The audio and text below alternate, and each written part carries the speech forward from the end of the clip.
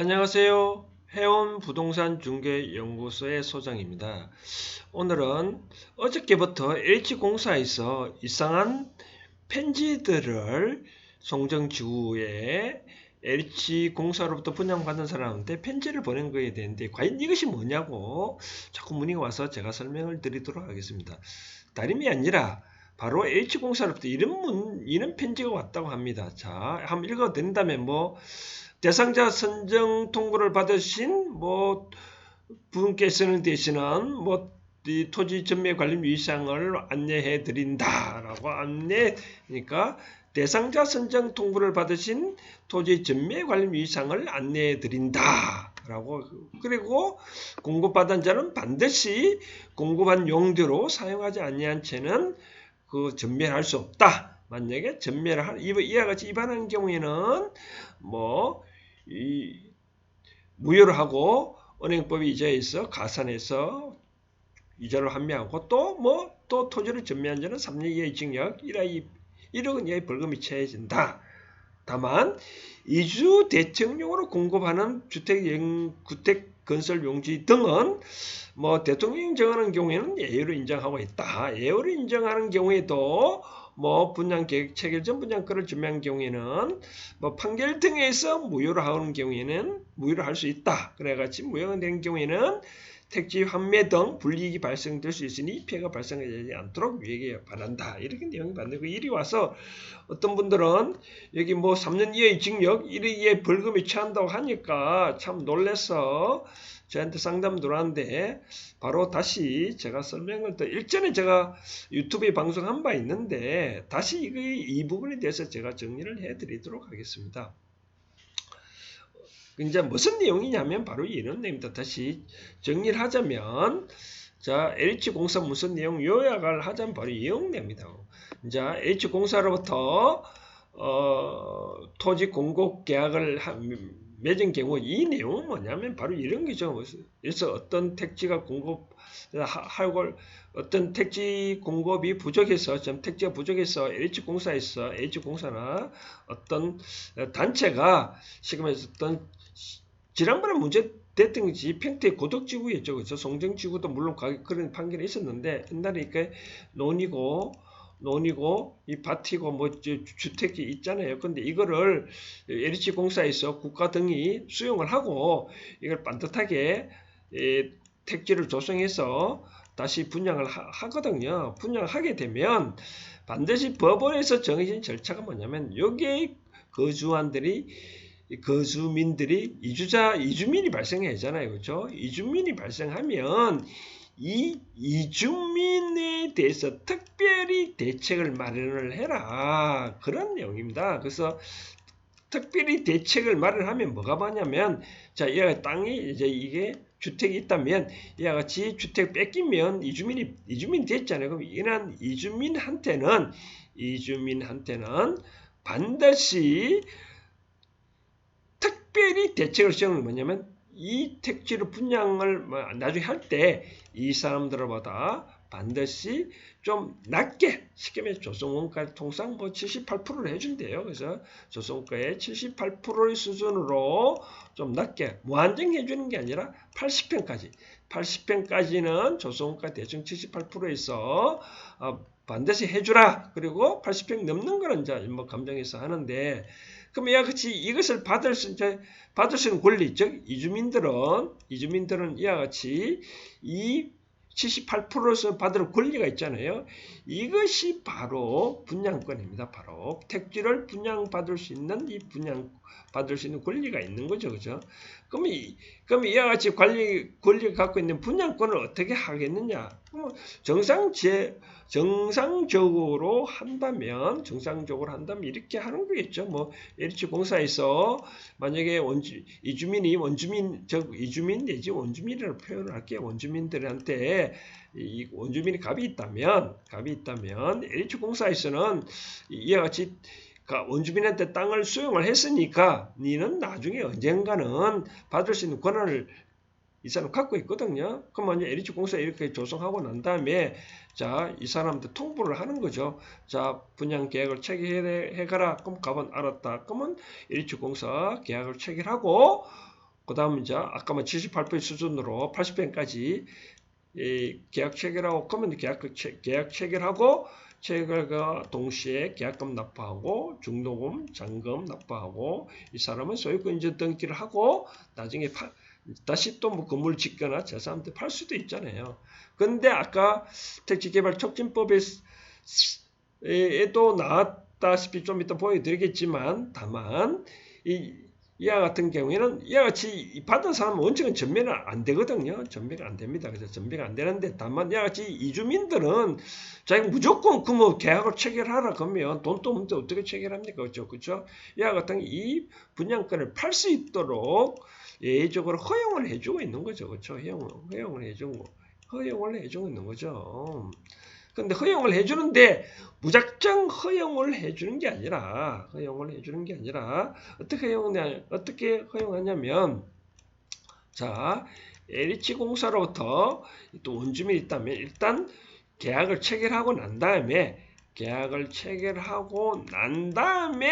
이와 같이 나중에 전매를 하는 거는 허용을 해준다. 바로 그런 내용인데 법이나. 근데 이제 이번 문제된 거는 이와 같이 원주민 간에 LH 간에 분양을 계약 체결하기도 전에 이 사람이 이제 어차피 받을 권한이 있으니까 시키면 이걸 딱지자는 거죠. 언젠가는 받을 권한이 있으니 이 딱지를 미리 팔아먹은 거죠. 만약에 이 갑이 누구한테 팔았다고요? 나중에 A한테 팔았다는 거죠. 만약에 A한테 팔았다. A한테 팔면 그럼 팔고 난 다음에 이제 이제 몇 년 세월이 지나 보니까 이제 LH공사에서 이렇게 이제 택지 조성을 해서 이제 이주민한테 먼저 팔거든요. 분양. 그러면 이제 이 원주민한테 갑한테 일이 오느라 바로 이제 계약을 체결하자. 그 계약을 체결한 거거든요. 계약을 체결하니까 이제 A가 가만히 지켜보고 있다가 야, 너 LH 간에 계약 체결했으니 그거 내한테 명의를 넘겨줘 하니까 그건 이제 그 계약서 있으니까 넘겨주면 또 상관없어요. 또 뭐 둘이 뭐 사바사바 하면 되는데 문제는 뭐냐면 이렇게 판 가격이 만약에 뭐 딱지가 뭐 1억이다 라고 생각을 하면 근데 가만 생각하니까 지가가 막 2, 3억 오르잖아요. 그러면 이 갑의 입장에서는 가만 생각해보면 좀 배앓이가 좀 아프잖아요. 배앓이 아프니까 나는 이거 뭐 현재 가격이 3, 4억인데 돈 좀 더 줘 하니까 못 준다. 그러면 이제 갑이 기분 나빠서 내가 너한테 미리 계약 체결한 거는 무효다. 그 소송 붙은 거죠. 그래서 이제 대부분 판결에서는 맞다. 원래 전매라는 것은 LH공사와 각각 간에 쉽게 말해 다시 표현하면 분양권을 판다는 것은 LH 간에 갑 간에 이와 같이 계약을 체결하고 난 다음에 파는 것은 어떤 계약의 동의가 있지만 이와 같이 LH공사와 갑 간에 아무 계약도 체결하기 전에 쉽게 말해서 딱지를 팔아먹은 것은 이거는 무효라고 한 거죠. 바로 그런 내용입니다. 그래서 아까 편지 내용도 다시 보면 이렇게 나왔습니다. 자, 자세히 보면 A로 정하는 경우에도 공급계약 체결 전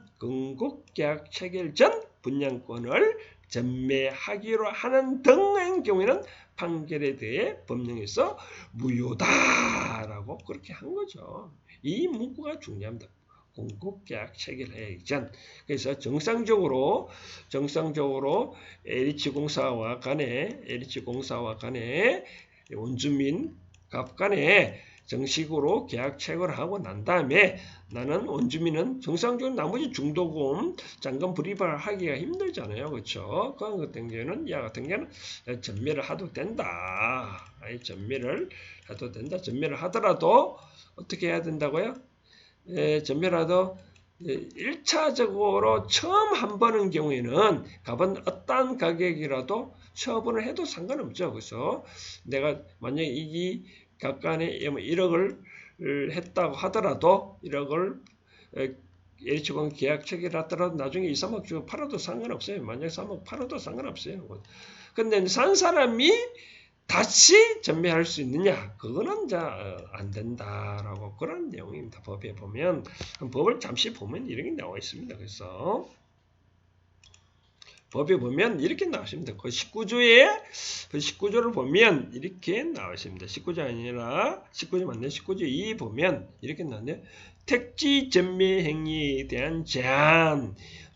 이 법에 따라 조성된 토지를 공급하는 자는 소유권 이전 등기를 하기 전까지는 그 택지를 공급받은 용도로 사용하지 아니한 채로 그대로 전매는 뭐냐면 바로 명의 변경, 매매, 그 밖에 권리 변동을 수반하는 모든 행위를 포함하되 상속의 경우는 제한다. 이와 같이 뭐라고 되어 있죠? 전매의 경우, 전매에는 할 수 없다라고 되죠.